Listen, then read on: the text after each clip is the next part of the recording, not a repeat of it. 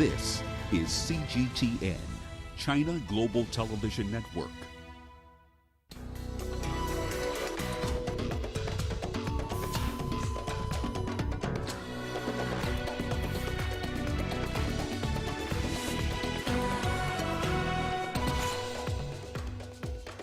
Afghans bid farewell to victims of Friday's bomb attack on a Shia mosque in the city of Kandahar. Fatal stabbing of British lawmaker David Ames called a terrorist incident by UK police. And food insecurity increases in Uganda due to the COVID-19 pandemic. Hello and welcome to Africa Live on CGTN. Wherever you're joining us, I'm Mahia Mutua in Nairobi. Also coming up, Italy institutes vaccine green pass for all workers. And South Africa calls for a global biodiversity fund in support of post-2020 framework.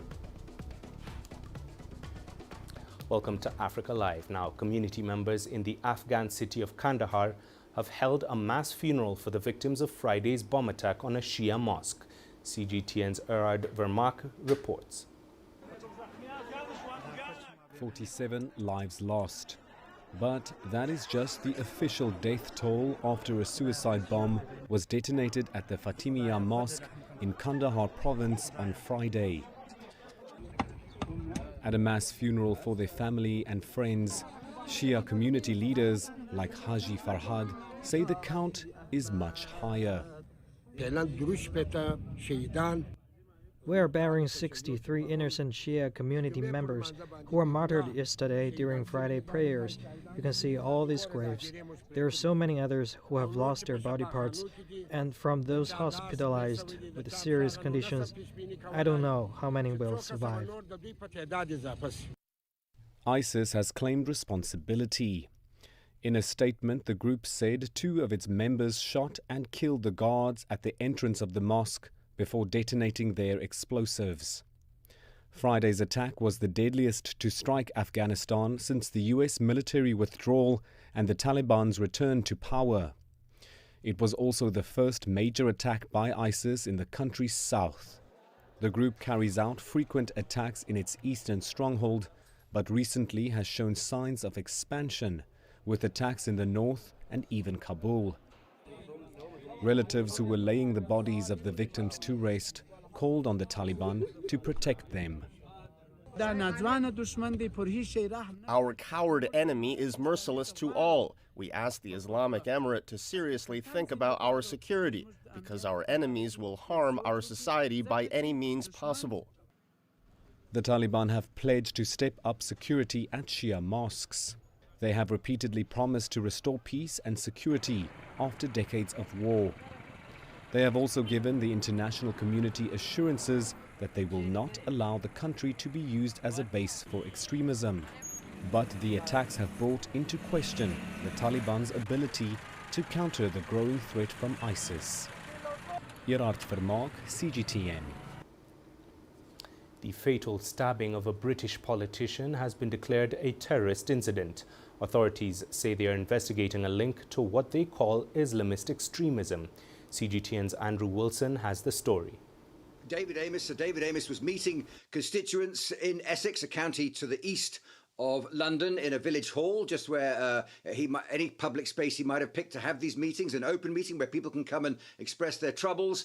And at midday yesterday, he was attacked by a man in his 20s with a knife and stabbed repeatedly and died. A man was arrested on the scene shortly afterwards, with police commenting yesterday evening, that he'd made no attempt to escape. 25-year-old man has been arrested. He's described as being a British national of heritage from Somalia, the East African state. That's as much as we know. But very early on in the investigation after the attack, counter-terrorism police took over running the operation from Essex Police, the local county police, who are still involved but are now being run by the counter-terrorism police, and all the resources that brings into the investigation. So that means a nationwide coverage in the investigation if necessary. All we know at this stage of the investigation is that 2 properties in London have been searched, and no other individual is being sought in connection with this investigation, which means it rests alone with the 25-year-old said to have been arrested yesterday. So that has now made it safe for counterterrorism police to label this as a terrorism incident. So what it'll mean is it's not any other kind of motivation from a member of the public in the UK. It's not any linked perhaps to mental health issues or something random or awful like that. It does seem to be linked to an extent, we don't know what extent yet, to religious extremism.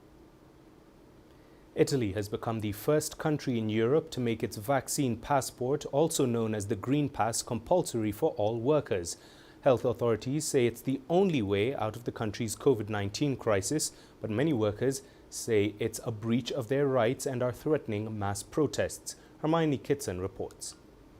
It's a new era for Italy where no Green Pass means no work. Sergio Bengrazi manages the country's biggest traditional Chinese medicine clinic and says while some may find the measure extreme, he believes it's essential. Green Pass should be a great solution for countries like Italy. We're confident that this could help. From the 15th of October, all workers in the public and private sector must be in possession of the pass, which proves vaccination, recent recovery or a negative test result within 48 hours. It will help above all in making workplaces safer because employees have the right to go to work without doubt or fear of being infected. Workers without the Green Pass will have their pay suspended, but not their position. The responsibility of enforcement rests with the employer, and there are hefty fines for non-compliance. As board of any company, we have important responsibility, but each worker, each person in Italy has his own responsibility to face. This responsibility becoming mandatory has angered many workers who say it's unconstitutional, and protests have broken out across the country.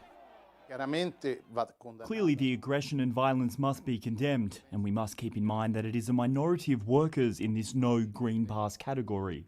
There's concern that the majority of those likely to refuse the pass will be essential workers who could throw the country's transport and logistics sector into chaos. There are currently 3.5 million Italian workers still unvaccinated, and each of them will have to get tested every 48 hours, which means more than 1 million tests will be required every week.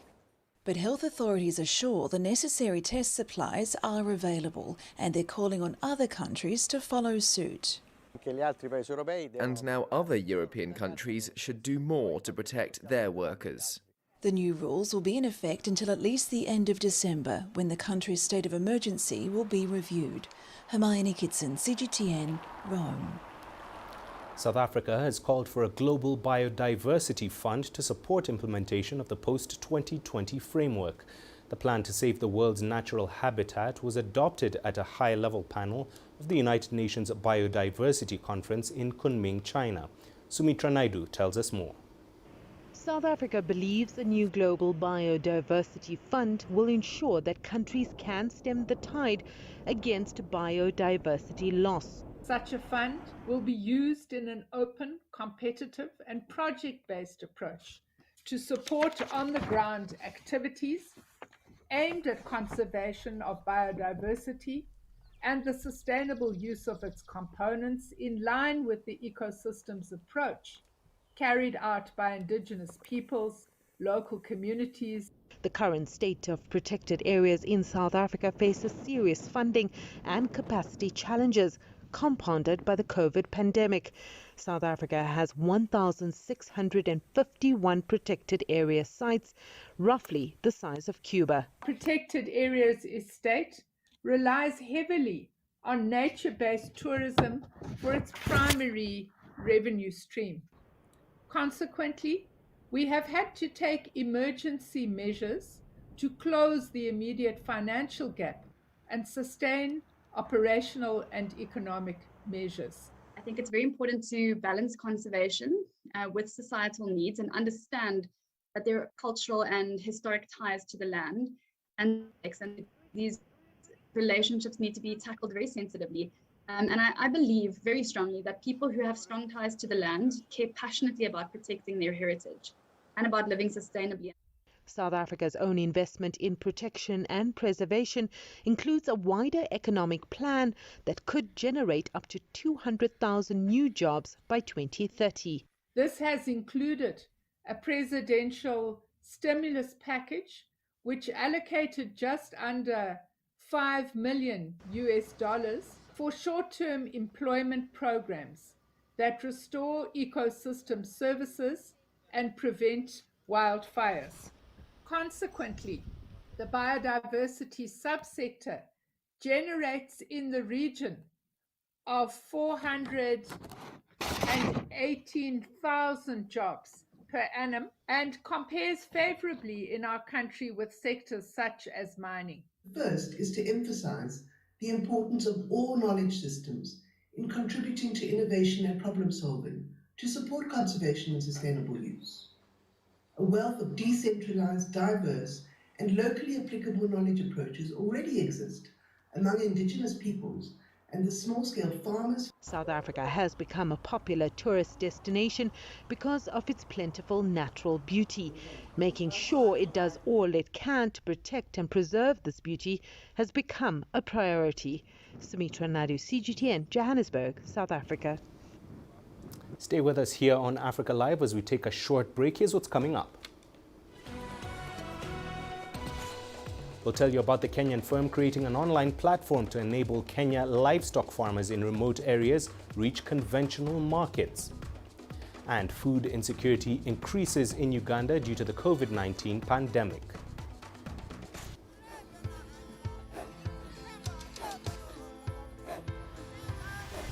Africa is a continent of diversity, with varied climates and enchanting geography, and a people so distinct, but with a shared enduring spirit. We are at the heart of the continent to bring you the untold stories. Let's have a look.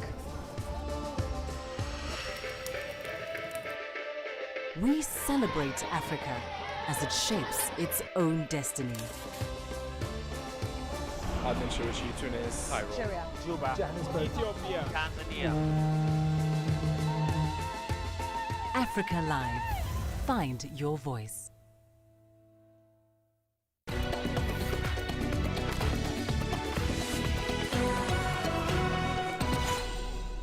Welcome back. Now, as the world marks World Food Day, access to food remains a huge concern in African countries.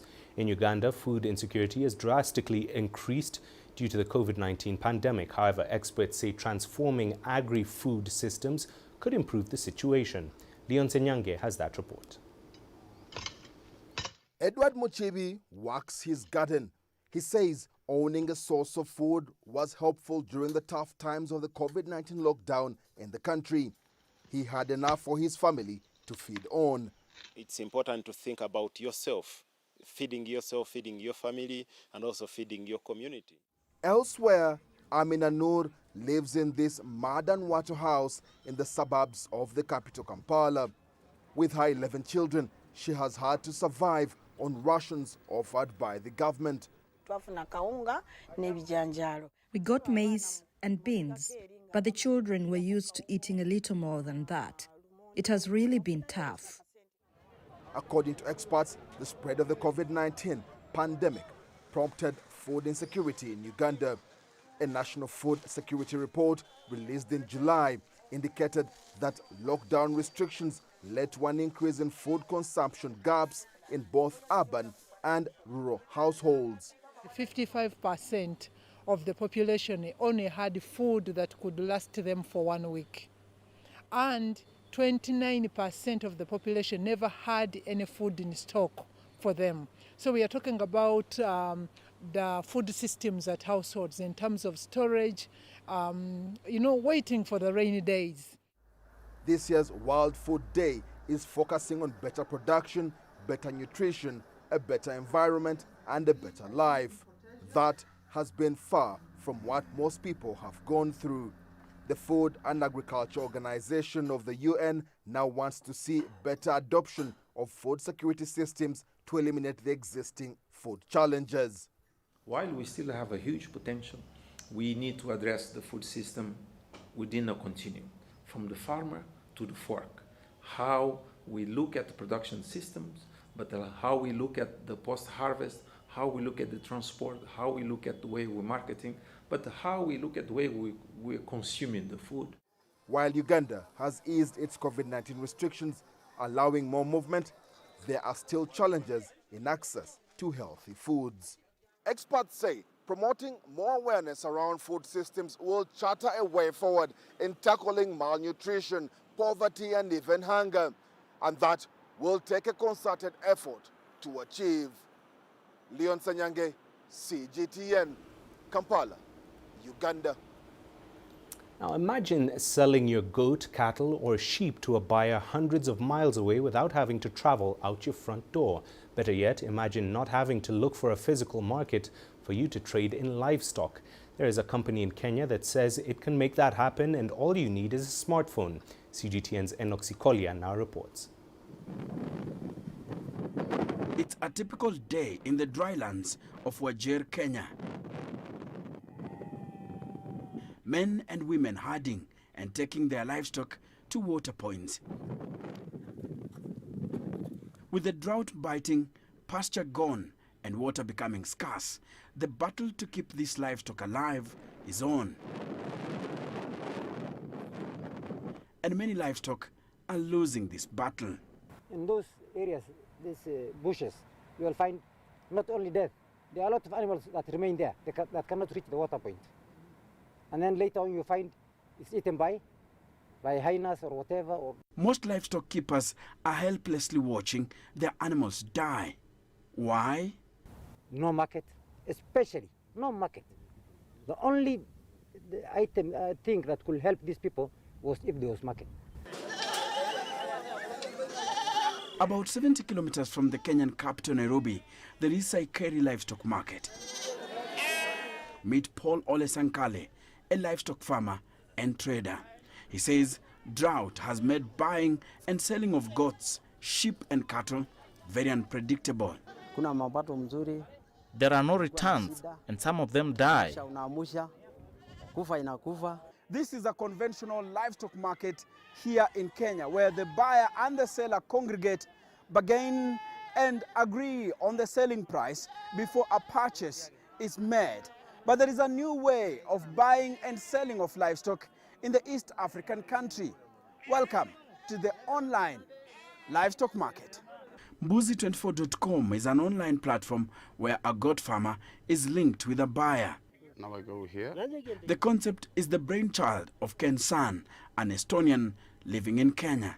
He came up with the idea after experiencing the frustration of his Kenyan friend, a livestock keeper.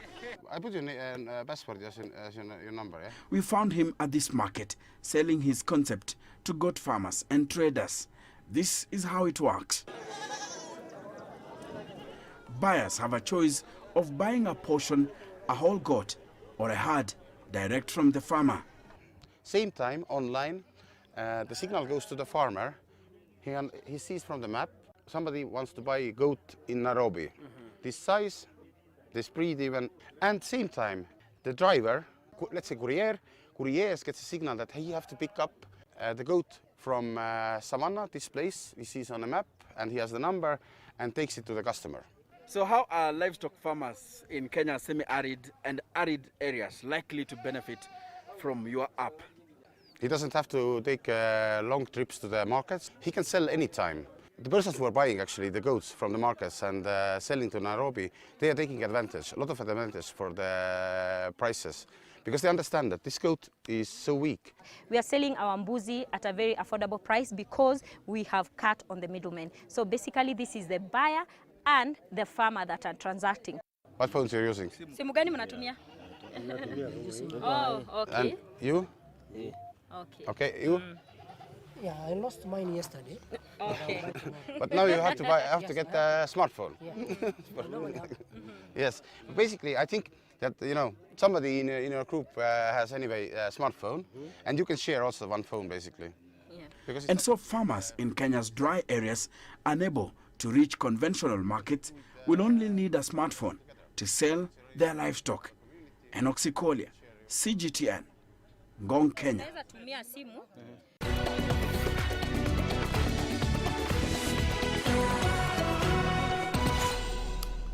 Well, let's jump straight into the sport here on Africa Live. The ICC T20 World Cup gets underway on Sunday in the UAE and Oman. For South Africa, who will take on Australia in their opening encounter, the tournament promises to live up to the hype.